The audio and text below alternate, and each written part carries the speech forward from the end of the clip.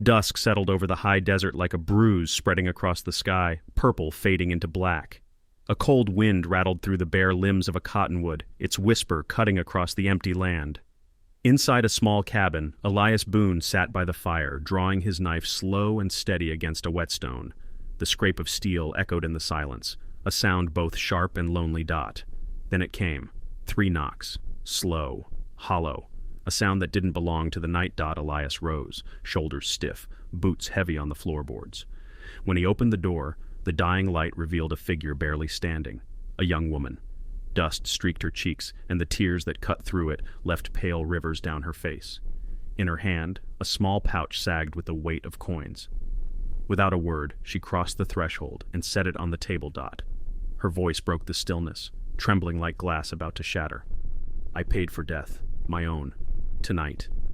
Elias stared, the firelight catching the hard lines of his weathered face. He was a man who had buried too much already: his wife, his boy, his faith in a merciful God. Still, the words struck like a hammer. Sarah Keller stood rigid, her eyes hollow, her hands shaking. She spoke again, softer now, as though the weight of breath itself was too heavy. "I lost everything. My family, my name, the little bit of pride I once had. There's nothing left worth carrying." Elias lowered his gaze to the knife in his palm. The blade glimmered with firelight, sharp enough to end any suffering. His hand trembled, not from fear, but from the memory of how easy it was to lose a soul in darkness. "Please," she whispered, her voice cracking, "don't make me beg for death." The fire popped, the night deepened, and Elias Boone stood frozen, torn between mercy and damnation, the blade waiting in his hand. The fire burned low, its glow painting the cabin walls in tired shades of gold and shadow. Sarah sat hunched at Elias's rough-hewn table, her hands wrapped around themselves as though to hold in the pieces of her breaking. Her voice came soft at first, a thread unspooling from years of silence. "I wasn't always like this," she whispered, eyes fixed on the flame. And so the story poured out. She spoke of Kansas plains where wheat once swayed tall and bright, and of a farmstead filled with laughter from 2 young children chasing each other through dust. But the rains stopped. The ground cracked.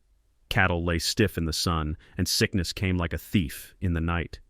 Within weeks, the small graves lined the prairie soil. First her little ones, then her husband, fever taking him while she sat helpless at his side. Her words broke into gasps, as if each memory clawed her raw. By the time she wandered into New Mexico, she carried nothing but grief, and a pouch of coins earned from sewing clothes for strangers too uneasy to meet her haunted eyes. "I reckon I'm cursed," she said, voice shaking. "Everywhere I stay, death follows. If I take my own life, the church says I'll burn forever, but if someone else—" She let the words die, shame heavy in the silence. Elias sat stone still, fists clenched on the table. He too had buried love, his wife gone in childbirth, his child with her. He had sealed himself in solitude, numbing with whiskey and work, and now, staring at Sarah, it was as if a mirror of his own sorrow looked back. The fire hissed. Sarah's hand slid the knife closer to him, her eyes hollow as a canyon. "Please," she breathed. "It's already paid for." The wind howled through the hills, carrying with it the lonesome cries of coyotes. Inside the cabin, the fire sputtered low, throwing restless shadows against the walls. Elias set the knife down, the steel glinting in the faint light. But Sarah's eyes didn't leave it. Her face, streaked with grief, hardened into something sharper. "You're no better than the rest," she spat, voice trembling but fierce. "Coward, hiding behind your silence while I suffer." Ellis's jaw tightened, but he said nothing. The weight of her words pressed on him like stone. Her desperation cracked into anger. She reached across the table, snatched the knife, and pressed it against her chest. "If you won't grant me release, I'll do it myself." In a blur, Elias lunged, wrenching the blade from her grip. He slammed it down into the table so hard the wood split with a violent crack. The cabin shook with the sound, firelight flaring across their faces. "You're lost, girl," he growled, breath ragged. "But you ain't worthless." Sarah's bitter laugh filled the room, cold as winter. Her gaze swept the shack, the half-empty whiskey bottle, the silence clinging to the walls. "Look around you, Boone. You're as dead as me." The words cut deep. Elias stumbled back, chest burning. He stormed outside, the night air biting his skin. Above him stretched an endless sky, stars scattered like shattered glass. And in the wind, faint as a prayer, He heard his wife's voice. "Don't harden your heart, Eli. Don't let it turn to stone." When he returned, Sarah had collapsed by the fire, clutching a small gold ring in her fist. Her sobs rattled the cabin walls, raw and unyielding. For the first time in years, Elias felt something stir, a chance not just to save her, but to redeem himself.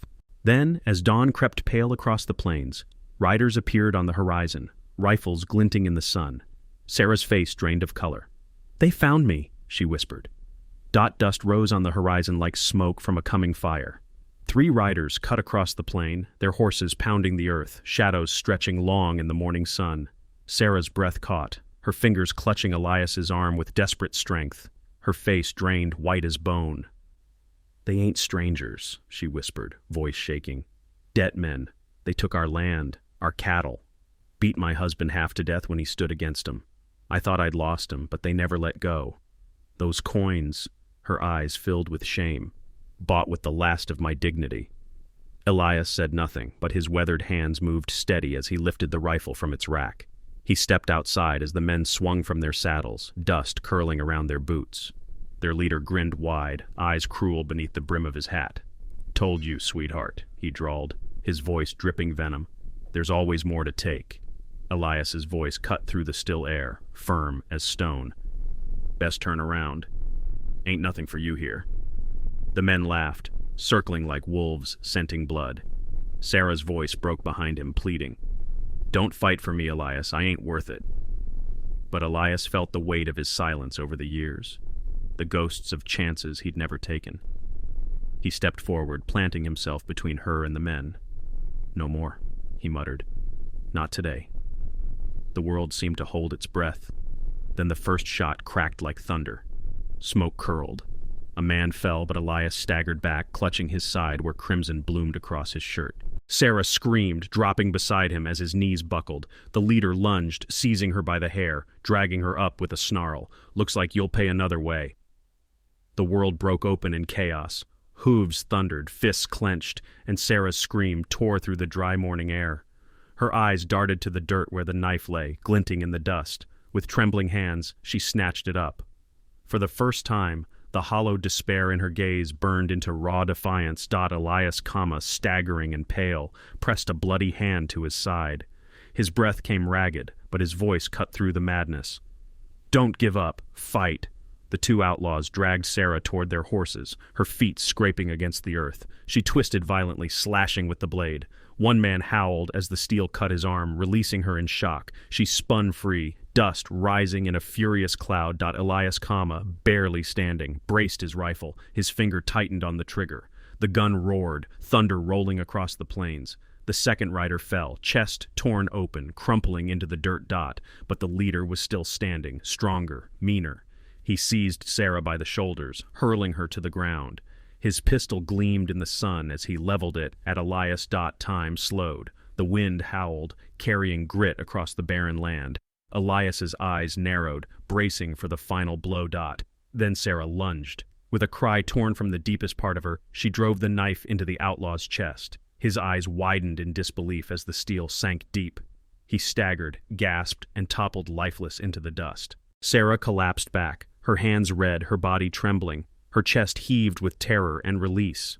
She looked at Elias, waiting for judgment, for condemnation. Instead, he knelt beside her, gripping her blood-stained hands with what strength he had left. His voice was low but steady. "You chose life, not death. That's the difference." Her tears broke, falling hot against the earth. For the first time since her family's graves, she felt a spark of something she thought forever gone. Hope. But Elias was fading fast. His wound spilled warmth into the dirt, his face pale as ash. Sarah cradled him against her, the morning sky burning with streaks of gold above them. "Promise me," he whispered, eyes fluttering. "Don't let this be the end of you." And then his eyes closed. The dust hung heavy over the prairie, slowly sinking back to earth. 3 men lay still, their cruelty silenced by the desert's hand. Only the low whistle of wind through sagebrush carried across the land. Beside the blood-stained dirt, Sarah knelt over Elias, pressing a torn cloth to his wound, whispering prayers between her sobs. Hours passed. The sun slid low, shadows stretching across the cabin yard. At last Elias stirred, breath shallow but alive. His eyes fluttered, pain written across his face. Sarah knew time was slipping. If she stayed, he'd bleed into the earth. If she moved, there was a chance. Her hands shook as she dragged the saddle onto his horse. With every ounce of strength, she lifted Elias's fading body, setting him in place, then climbed behind. The road to town stretched endless, dust biting at her eyes, but each mile was fueled by the promise she had given. The knife, once meant to end her sorrow, now slapped against her hip as she rode, transformed into a symbol of survival. Days later, the story found them in a doctor's cabin at the edge of town. Elias lay in bed, color slowly returning, while Sarah tended to him daily. She no longer spoke of death. Her hands, once trembling with despair, now worked steady, mending, feeding, planting seeds of life back at his ranch. One evening, as firelight flickered against the walls, Elias turned his tired eyes toward her. "Why stay?" he asked, voice gravel-thin. Sarah paused, her gaze soft but firm. "Because I promised you, and because you didn't take what I begged for. You gave me back what I thought was gone." Silence filled the room, not heavy, but alive. At dusk, the two sat side by side, scarred yet breathing, watching the horizon burn gold. Above the mantel, the knife rested untouched, a reminder that death had been paid for, but life was chosen instead. Sometimes, the strongest courage in the West wasn't drawing a gun. It was refusing to let another soul slip into the dark alone.